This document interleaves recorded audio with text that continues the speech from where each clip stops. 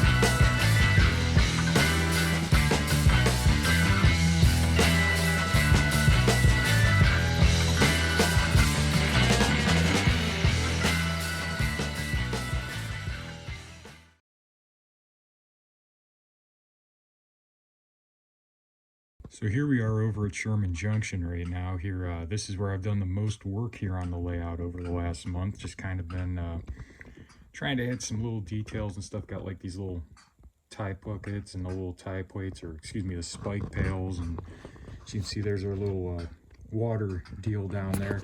Wish the camera would pick it up better exactly how deep that is, but it's quite a little drop off there. That's been the big project here this month, is trying to get all this kind of done up to where I can be happy with it.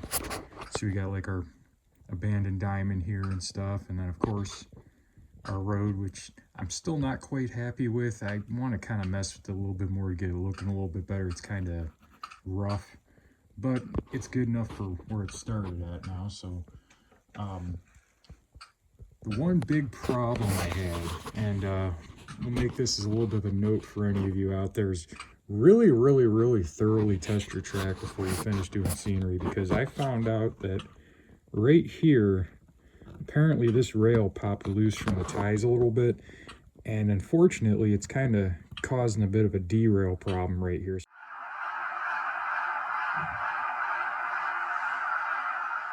So I'm probably actually gonna have to take this little stretch of track out and replace it, which makes me kind of nervous. But I tried getting it into gauge and then gluing it, and that didn't seem to help any. So unfortunately, I'm gonna have to tear back into this again here pretty soon. But kind of is what it is. Let me go ahead and set up the camera here so it's a little bit more steady, and talk about this signal here a little bit. All right, so what we're looking at now is the signal I built here. This is actually one of the signal kits from Showcase Miniatures, and I actually put LEDs in it, as you guys will be able to see here. It's basically controlled off of toggle switches, because there isn't really a good way to do it using the Azatrax system for over here, just because of how all the switches and everything, it'd be too complicated to try and do it up. And at the end of the day, with this version of the O&WV, I'm not too concerned with having everything be perfect as far as signaling goes. I just want signals that work. And overall, I mean, this signal really looks good. I'm very happy with how it turned out. You know, these Showcase Miniatures kits are absolutely awesome as far as having a good looking signal. Probably my favorite Pennsylvania Railroad signal kit out there in HO scale. Now, overall, the one thing I ran into a bit of trouble with was trying to get the wires out of the back of all these little LED holes and get them into the actual pole to go down underneath the layout. So you guys see there's no exposed wires, there's just these ones right up here. And unfortunately, I couldn't get the wires to go into this little box easy enough, so they kind of up exposed and all that. But at the end of the day, I'm still happy with it because I managed to do it myself. So that's kind of a big deal to me whenever I could build something like that. So very happy with how this turned out. Alright, so the next major piece of my puzzle here over here at the Sherman Junction rebuild was this road area and this road scene. And as I mentioned earlier on, like, I'm not totally done with this yet. I kind of want to redo the asphalt a little bit and maybe add some like a lighter grayness to it. As you guys can tell, it's pretty rough. I don't want to start like sanding it or doing anything goofy, but the big piece over here, I got these these grade crossing signals here. And I got these from seller on eBay, We Honest, I believe is what it's called. They're obviously signals that are from China. China. and they're not bad. They got the little infrared sensors. They got a little speaker and all that, so you could hear the bell ringing and all that. And we'll go ahead and catch a little demo of that here real quick. I'll run across the crossing backwards here just to set them off.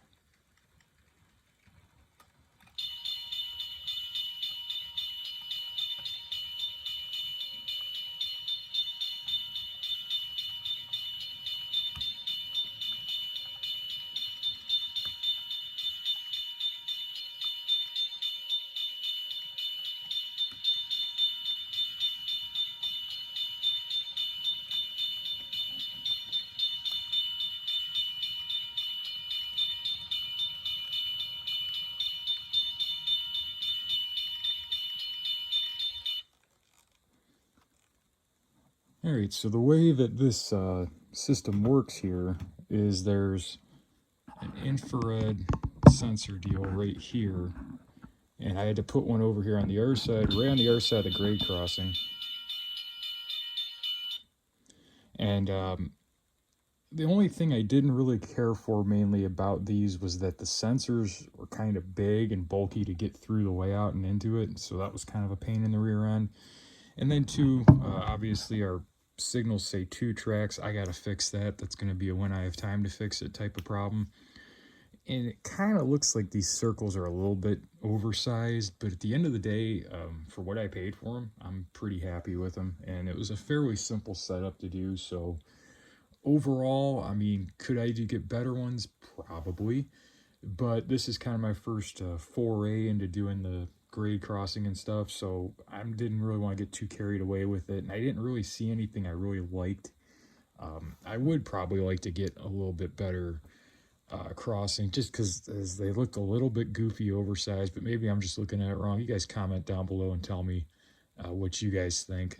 I don't know. They look a little bit goofy sized, but we'll see. Let's go ahead and let's move on to some locomotives I've been working on here this month. Alright, so the first locomotive that I actually managed to complete this month was one that I've been doing a rebuild on here for like the last 2-3 months now. It should have been done a while ago, but you know, tend to procrastinate a little bit. So this one took a little bit longer, but I'm very, very happy with how it turned out. This is the Conrail 7677, an Atlas GP38 that I had already built once, and I just wasn't really happy with how it looked. It had some minor things about it, and then two, I wanted to update it to my current standard as far as lighting goes. And originally it just had lit number boards and front flashing ditch lights. It didn't have the rear flashing ditch lights or the working marker lights. So to me, that means rip it apart and redo it so it's right. So this is kind of what we came up with. I took the opportunity to redo all the weathering and repaint it, and then kind of fix some minor stuff I wasn't a fan of with decaling and such, and getting all the detailing right. I also kind of did...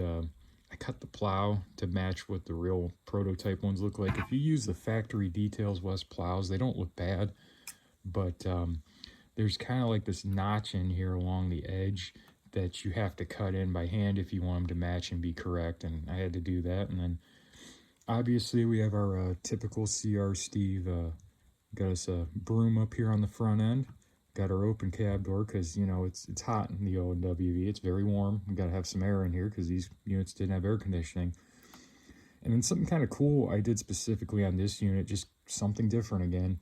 I got these little class flags from KV Models a while back. I forgot I had them. And I've seen pictures before of Conrail units on locals with these little red flags up on the top, you know. So I figured, hey, you know what? Why don't we do that on this one? So went ahead and managed to get those to work on there. I'm kind of happy with how it looks. Just something to kind of set this unit out apart.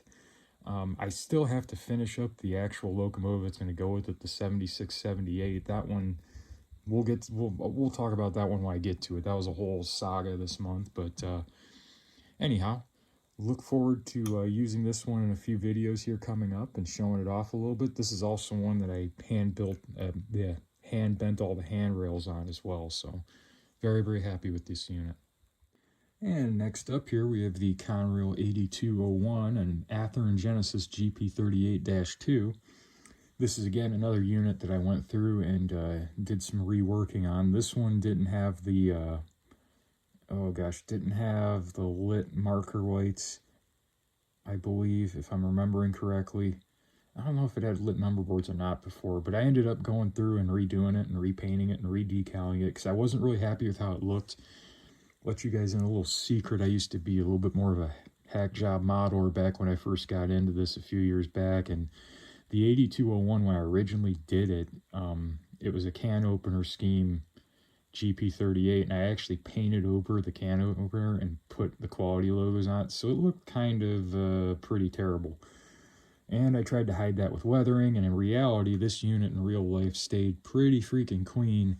It must have been repainted towards the end of Conrail, so it stayed rather clean. So I decided, you know what, while I go through and do all the lighting work I want to do on this, why don't I go in and just strip it and repaint it and do it right so it looks good. And that's what we end up with here now. So as you guys can tell, it's a pretty good looking unit. I'm pretty happy with it. It's got low sound, same old deal as always, but just trying to upgrade some of the stuff that I didn't put together too well because I didn't know what I was doing back then. Not that I know now, but you know, just trying to improve models and make them better and you know, make them something more to be proud of than what they were originally. All right, so another project I kind of just out of nowhere started digging into this month, just kind of got a wild hair up my rear end to start doing the magnetic air hoses again. And I know what you're thinking, Steve, isn't there a place that sells those? Oh yeah, there is. And I'm way too cheap to order from them. So if we look here close, we got an air hose on this side, an air hose on this side, and then we have our little magnets on the ends of them. And they actually will stick together. It just can kind of be a bit finicky to get them. I'm still kind of working on getting these lined up, but getting the lengths right and everything so that they actually connect. But it's something I'm going to kind of keep working on and try to perfect because, well, I mean, in the grand scheme of things, you could buy the little magnets. You can get like 200 of them for $5. I mean, they're really, really cheap. And then you just use this, it's called bead cord. It's for like crafting and all that. You use that to like make your air hose, and then you glue the little magnet on the end of the air hose with some CA glue. And so far, they're coming out decent. I'm just trying to get the lengths right because I don't want them to hang too low, and trying to make like a jig to mount them to the car while the glue sets and all that. It's been a little bit of a challenge, but just working on it slowly but surely, just trying to get those done because, again, I'm too cheap to actually buy the dang thing. So if I can make them myself, I'm going to go ahead and do that.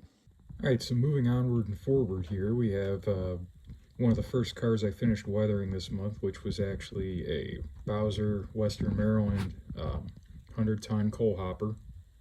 So you guys can see it's just got like a little bit of, you know, rust drive. It's got that like yellowness to it.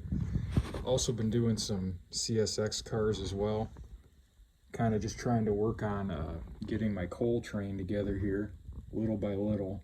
Just one car at a time. Just been slowly getting these together for when I get my SG40-2s done. Not sure if I showed these off last month, but also got my G47 cars done. These coil hauling cars in this case. Also have a couple more over here. Where are they?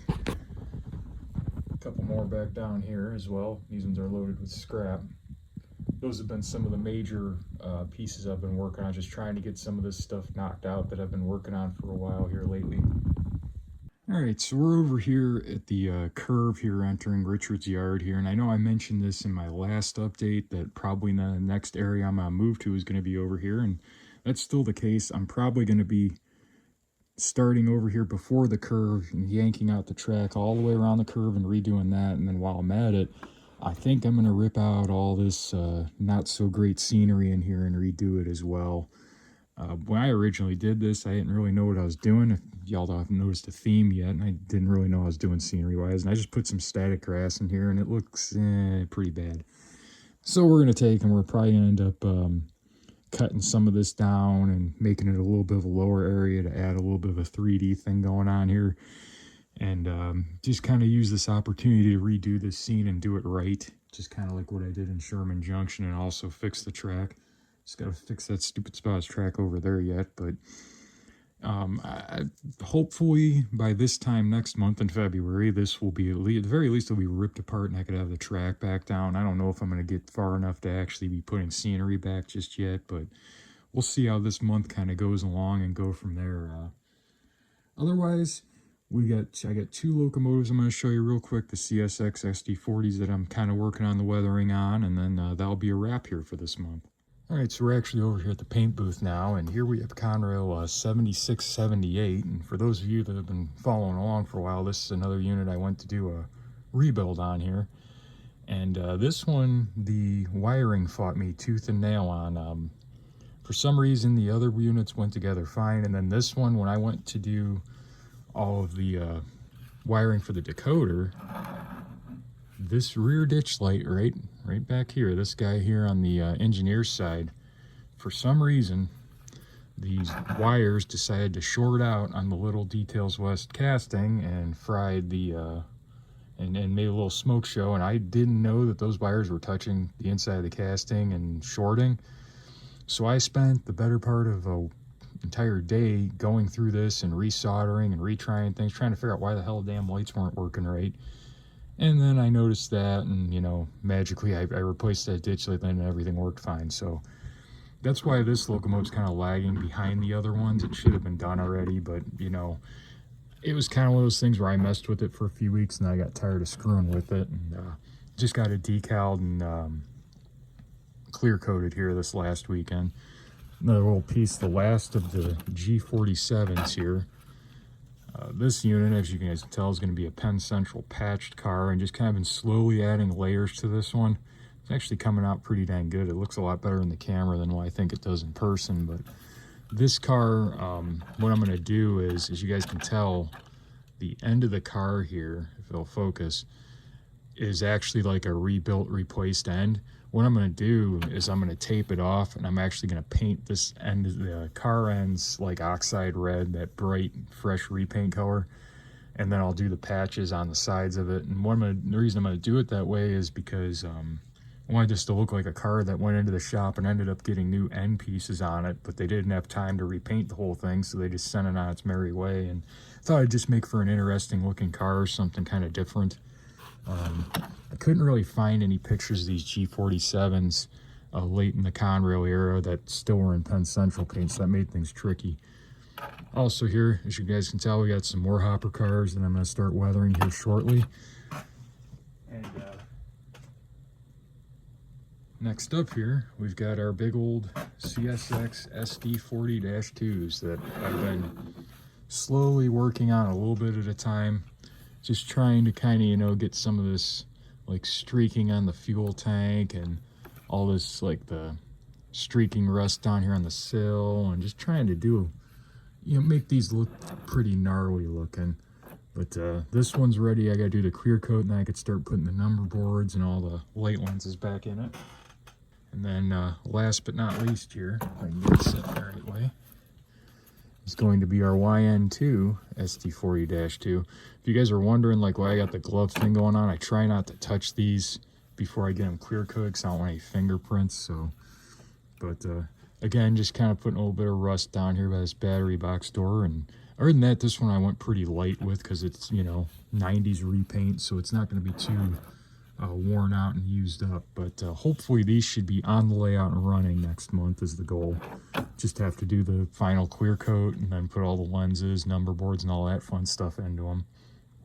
But that's going to wrap it up here for this month. I know it's not too exciting, not a whole lot to show, but I've been kind of focusing on trying to really do things right the first time if I can, instead of having to go back and fix them. So and then too, I'm trying not to overdo things like the weathering on this. As you guys can see, I was trying to, you know, take it easy a little bit more. So Hopefully y'all are having a very, very good 2024. Hopefully everybody's making some good progress on their own layouts, their own projects, or whatever you're doing in life. I hope it's going well for you. And until next month, I'll see you guys next time here. Everyone have a good one.